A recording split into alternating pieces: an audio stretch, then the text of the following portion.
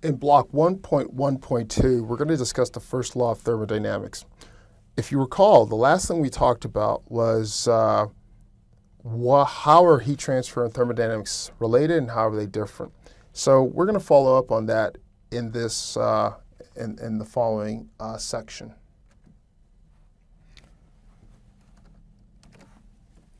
So thermodynamics is an important discipline, and we have a class on thermodynamics that you might have already taken or you will shortly take.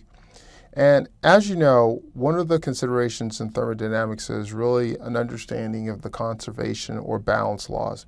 So as we think about whether it's heat transfer or some of the derivative classes from heat transfer, and these could be combustion classes or other transport classes, you understand that conservation is critical to our ability to make predictions for these systems.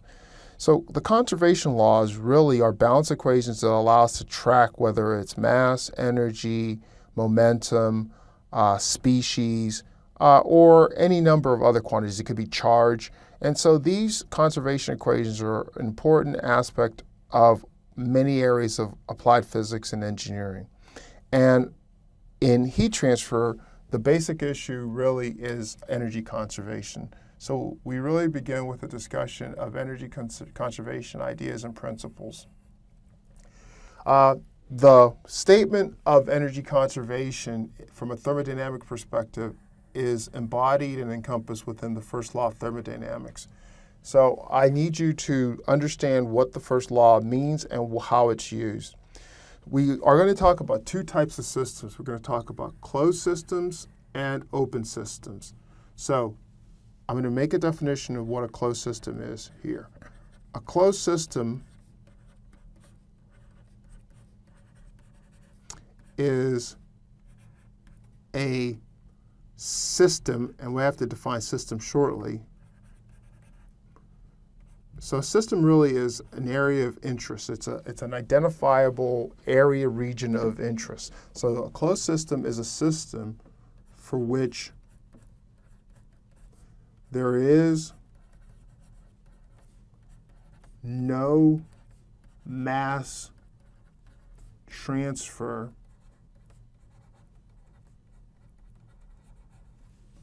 across the system boundaries. So what it is that you make your choice about what you want your system to be. I can make a choice that my system, for example, is this whole entire blob. And so this is, I draw a, what you might call control surface or control volume for this system or around this system.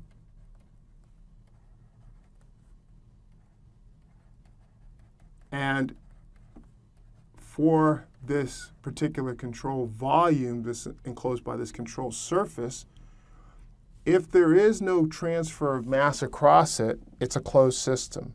And we'll see shortly that one might differentiate a closed system with an open system wherein there is mass transfer across the system boundary. Okay, so in words, the first law of thermodynamics, and it's formulated in its simplest form for a closed system, says a very simple thing. It says that energy is conserved and that energy conservation can be thought of in the following way. That there's this fundamental thermodynamic property called the internal energy. This internal energy has contained with it the random motion and energy of the molecules that comprise whatever this material is that we're analyzing. And inside those molecules could be rotating, they could be vibrating, they could be doing all sorts of different things. They may have some different energy transitions sort of embodied within these molecules. And it says that if I count all these molecules within this body and I multiply and I add up all their energies, I have some total amount of internal energy that is in that system. But it says that that's not really what's interesting. What's interesting is how that internal energy might change. And it says that the change in the internal energy, that the total energy of all these random molecules within this area of interest, this volume of interest, that the way that these change, and this is again in a thermal sense, is only really in two ways. It's either by the addition or the extraction of heat across the boundaries, or by work that's done by or on this volume of interest. So the first law is a very simple statement of conservation. Again, it says the change in internal energy, where again, internal energy is the energy that's comprised in the elements and the fundamental building blocks that are used in this material.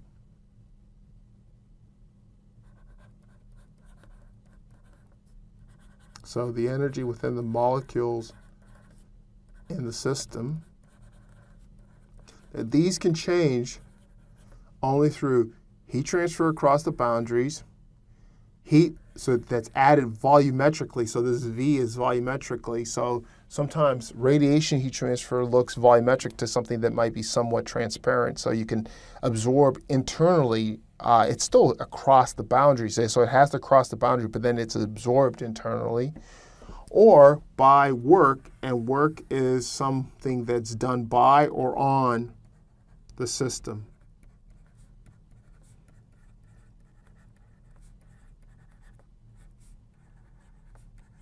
And the simple way of thinking about this type of work is sometimes called a simple compressible system. It's a piston cylinder system. So in a piston cylinder system, whether it's in an internal combustion engine or otherwise, we have a piston that contains, so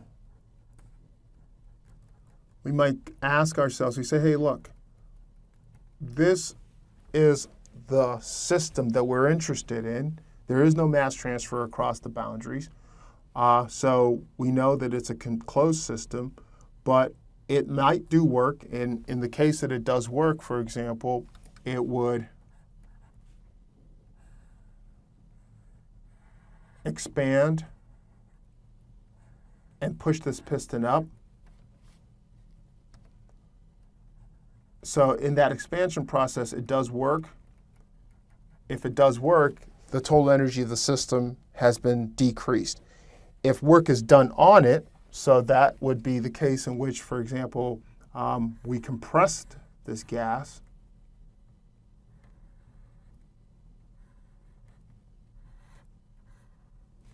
In that case, work has been done on the gas. So really what we're talking about again is that we can do work on a system, the system can do work, and of course in all these situations we could also have heat transfer either into it or we can have heat transfer out of that system also. So these are just simple representations. I mean, we've done no calculations. We haven't actually talked about, you know, the mechanism of heat transfer. We're just talking about just energy considerations in the most general sense.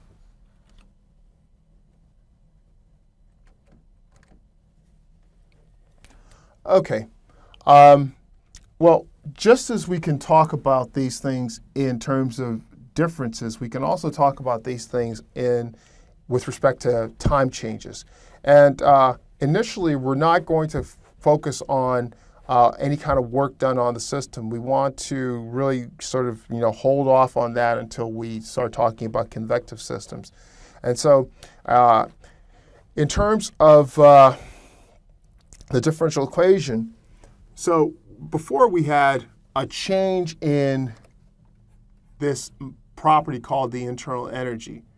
And really all we're doing is we're saying in some unit of time, what is that change? And we're doing a limiting process for that time difference to go to a very small value.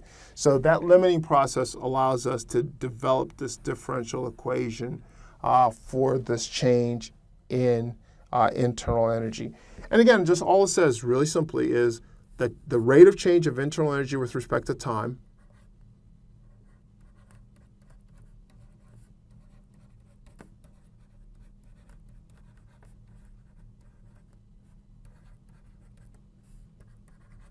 of internal energy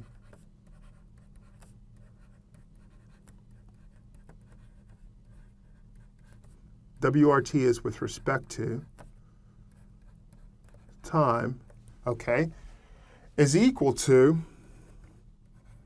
the rate of heat addition. And we're going to do this in a net sense.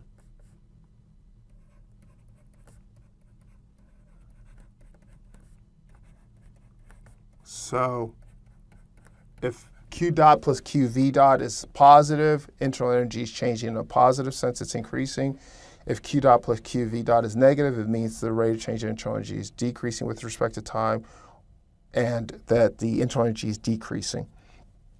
Now, internal energy, like many other thermodynamic variables, can be described in terms of other thermodynamic variables. And temperature is a thermodynamic variable. So when we want to think about internal energy in terms of the temperature, we have to use, first of all, the construct. The way that we do this is we recognize that there's something called the mass-specific internal energy.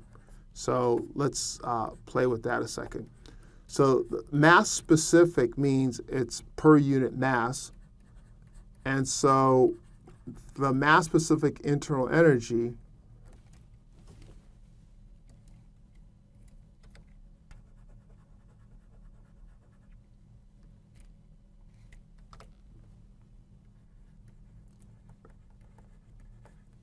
is U, little u, defined as capital U, which is the total internal energy, divided by the mass. So, so that big U that we had before, total internal energy,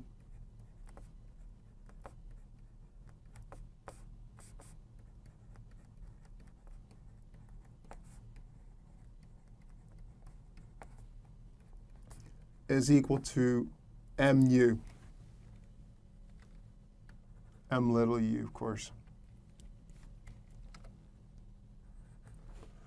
And what we know from thermodynamics for incompressible, and so these solid systems that we're going to look at are considered incompressible, that there's a relationship between the the mass-specific internal energy and temperature, and it says that when the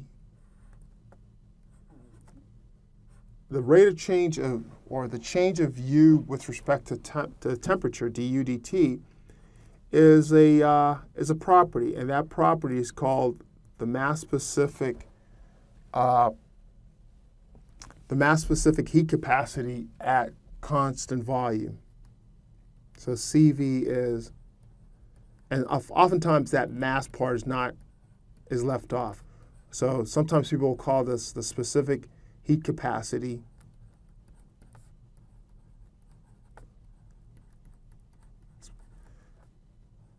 at constant volume.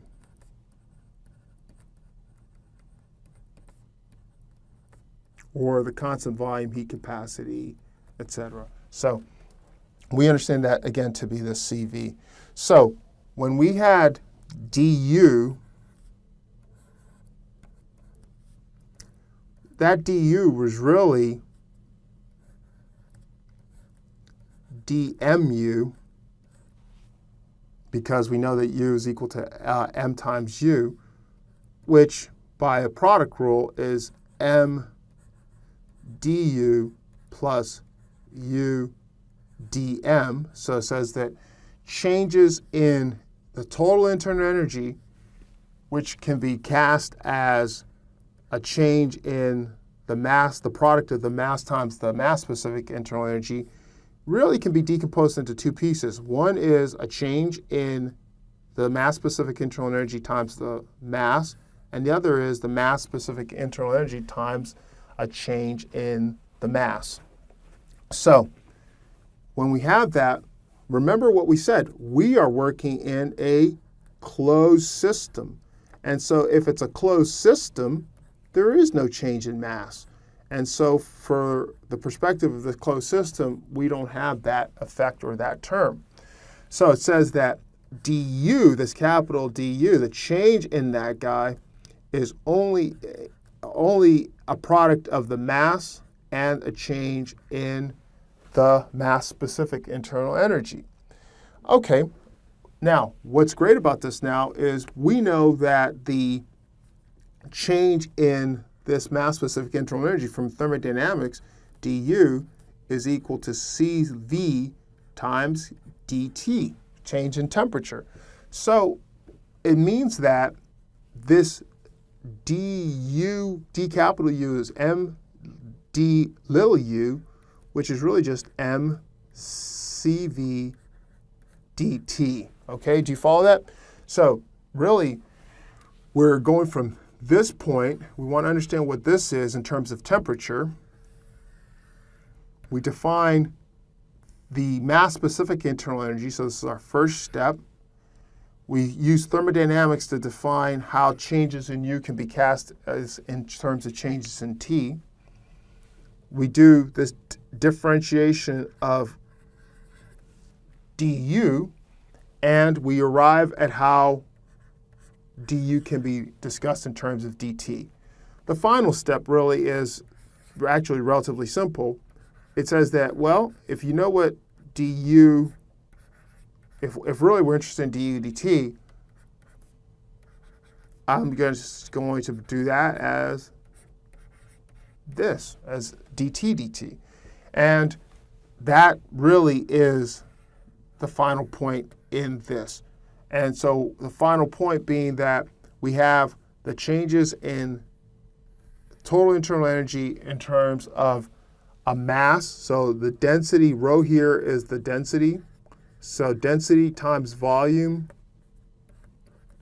is mass.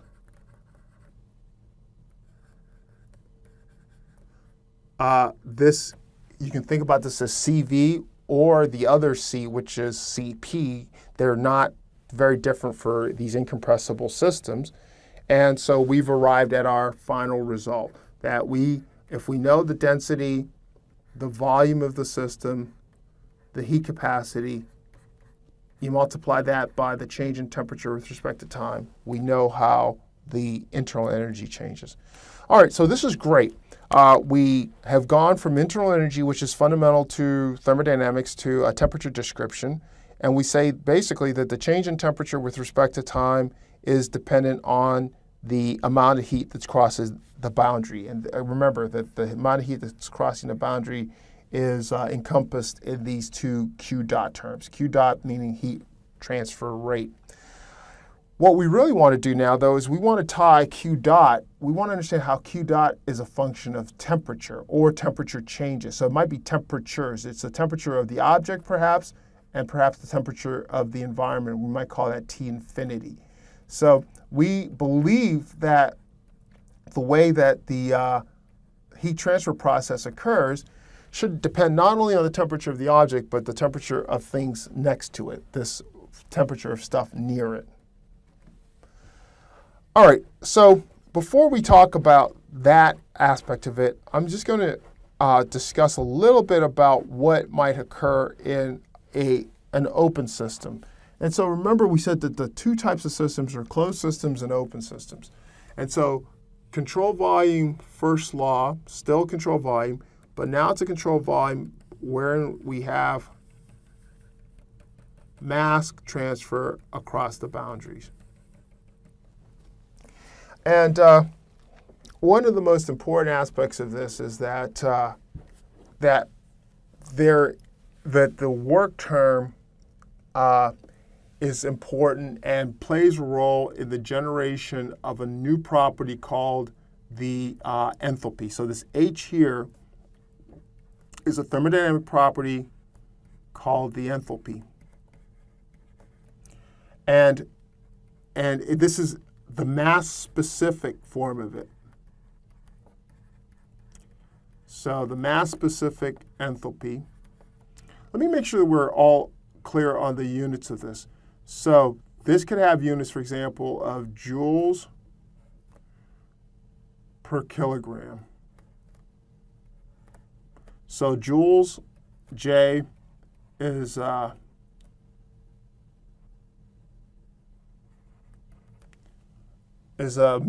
energy unit, and kilogram is the mass unit. So we're dividing by that. Okay, and this enthalpy is can be defined in terms of the internal energy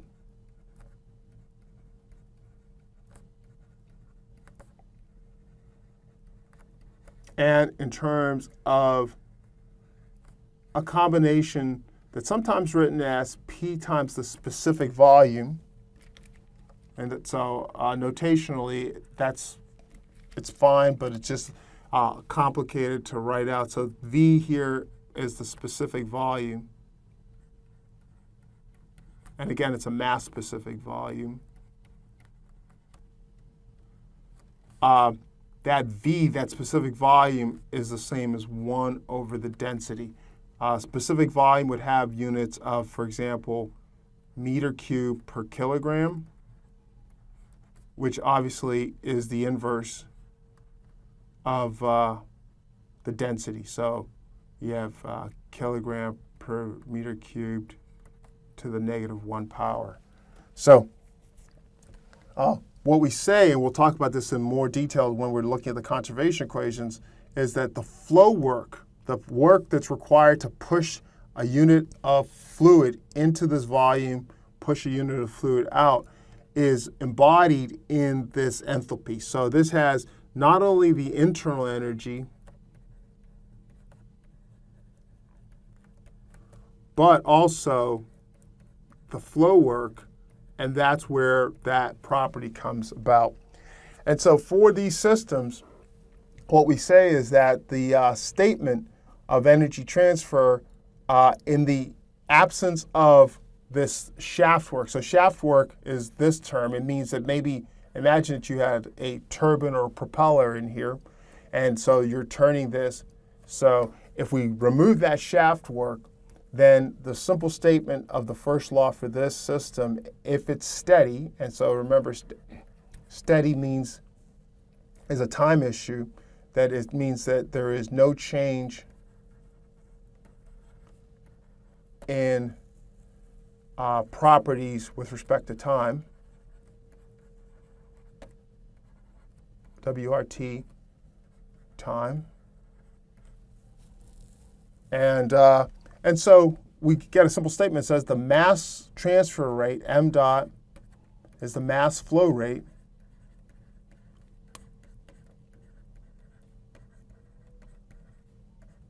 times the change in enthalpy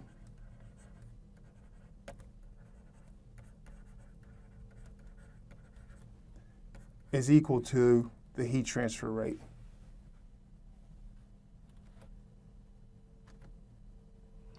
And similar to what we had done with the first law for the closed system, we can relate the change in enthalpy to changes in temperature.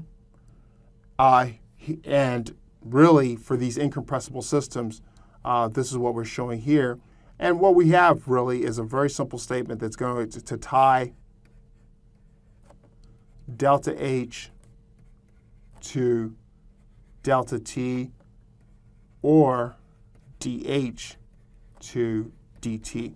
So we're going to see that there's going to be a recipe that allows us to go from enthalpy to temperature, just as we saw that internal energy could be tied to temperature. What really we haven't talked about, again, is this whole idea of how Q dot should depend on these factors. This is going to be the very next step that we perform. All right.